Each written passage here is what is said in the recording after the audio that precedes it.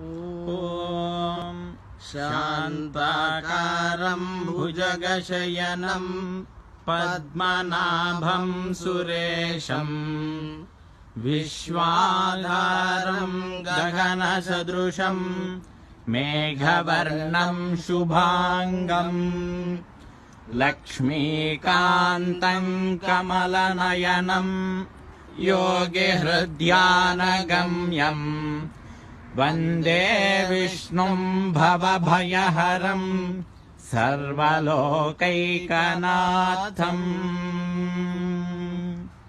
Srirangam